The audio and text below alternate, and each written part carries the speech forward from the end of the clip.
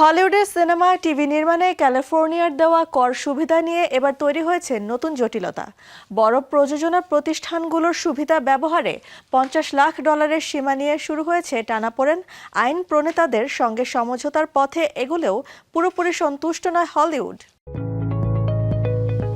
ক্যালিফোর্নিয়ায় cinema ও TV প্রযোজনা প্রতিষ্ঠানগুলোকে কর কম দেওয়ার সুযোগ দেয় সেই দেশের সরকার।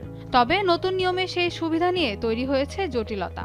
সম্প্রতি রাজ্যের বাজেটে বড় প্রতিষ্ঠানগুলোর এই সুবিধা ব্যবহারের ওপর বছরে সর্বোচ্চ $50 লাখ সীমা নির্ধারণ করা হয়েছে। আগামী 3 বছর এই নিয়ম কার্যকর থাকবে। রাজ্যের আয় ব্যয়ের ভারসাম্য ঠিক রাখতেই এমন সিদ্ধান্ত নেওয়া হয়েছে।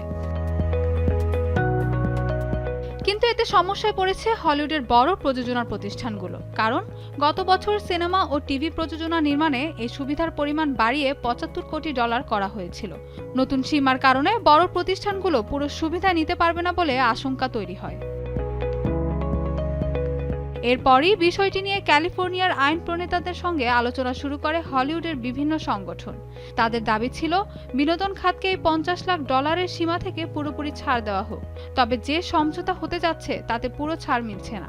স্বাধীনভাবে তৈরি সিনেমাগুলোকে এই সীমার বাইরে রাখার পরিকল্পনা করা হয়েছে। ফলে এসব সিনেমার প্রযোজকরা তাদের প্রাপ্য সুবিধা অন্য প্রতিষ্ঠানের কাছে বিক্রি করে অর্থ সংগ্রহ করতে পারবেন।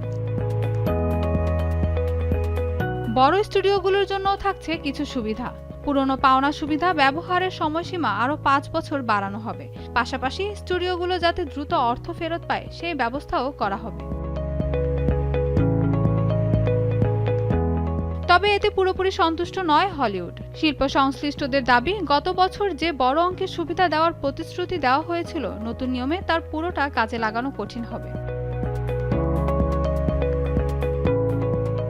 আগামী 31 আগস্টের মধ্যেই বিলটি পাস হবে। তাই তার আগে হলিউডের জন্য এই নতুন নিয়ম কতটা সুবিধা বয়ে আনবে সেটি এখন দেখার বিষয়।